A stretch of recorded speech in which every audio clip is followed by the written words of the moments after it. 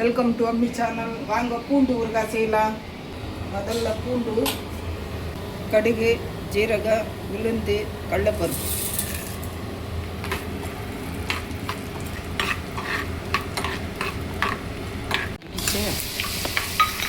பூண்டு இது போட்டு நல்லா வதக்கணும். கொஞ்சம் முதல்ல அதை கொஞ்சம் இடித்து வச்சுருக்கேன். கருவேப்பிலை, பூண்டு அது போட்டுட்டு இந்த பூண்டு போட்டேன். இது நல்லா வதக்கிட்டு ஸ்டவ் ஆஃப் பண்ணிவிட்டு அப்புறம் காட்டுறேன். இது நல்லா கொஞ்ச நேரம் வதங்கணும். செம்மையாக இருக்கும் இது. இப்போ மாங்காய் சீசன் இல்லை, ஊறுகாய் இல்லைன்னா டக்குன்னு இது போட்டுக்கலாம். ஜீரணமாகும், கேஸ் ப்ராப்ளம் இருக்காது. நல்ல ஹெல்த்துக்கு, அந்த மூட்டு வலி இதுக்கெல்லாம் ரொம்ப நல்லது பூண்டு.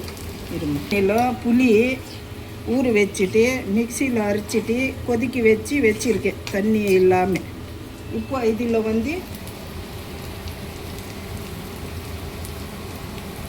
புளி,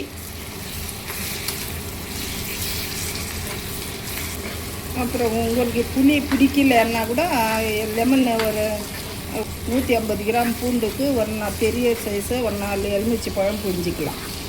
எங்களுக்கு புளி வானான்னா இது லெமன் போட்டுக்கலாம். சாறு மீதி எல்லாம் போட்டு மிளகாத்தூள் எல்லாம் ஆறுனதுக்கப்புறம் போடணும். இது இப்போ பெருங்காயம் போட்டேன். மஞ்சத்தூள், உப்பு ஸ்பூன் பார்த்து போட்டுக்கலாம். இந்த வெந்தயம், கடுகு, தனியா வறுத்தி பவுடர் பண்ணியிருக்கேன். அது ஒரு ஸ்பூன், 2 ஸ்பூன் போட்டேன்.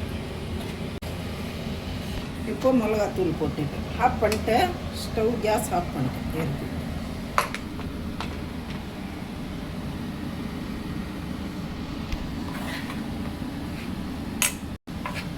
அப்புறம் இந்த எண்ணெய் விட்டிரும். அது கொஞ்ச நேரம் போனால் அது எண்ணெய் எல்லாம் ரிலீஸ் பண்ணிடும். அப்போ நல்லா தெரியும். நல்லா இருக்கும் சாப்பாட்டுக்கு, தோசை, இட்லிக்கு. அவ்வளோதான் ஃப்ரெண்ட்ஸ். ஆறுனதுக்கப்புறம் பாட்டிலில் ஈரம் இல்லாமல் பாட்டிலில் போட்டு வச்சுக்கோங்க. நான் எல்லாம் ஃப்ரிட்ஜில் வச்சுருவேன் எல்லா ஊறுகாய்.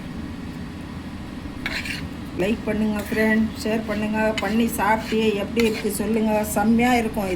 இது ஆந்திரா ஸ்பெஷல். இது எல்லாம் இந்த ஊறுகாங்கெல்லாம் செம்ம டேஸ்ட்டாக இருக்கும். வாய் அந்த பித்தம் இதுக்கெல்லாம் இந்த ஊறுகாய் பண்ணி வச்சுக்கின்னு சாப்பிடுங்க. லைக் பண்ணுங்கள் ஃப்ரெண்ட்ஸ், ஷேர் பண்ணுங்கள். அல்லாஹ் ஹாஃபிஸ். துஆ में याद रखो.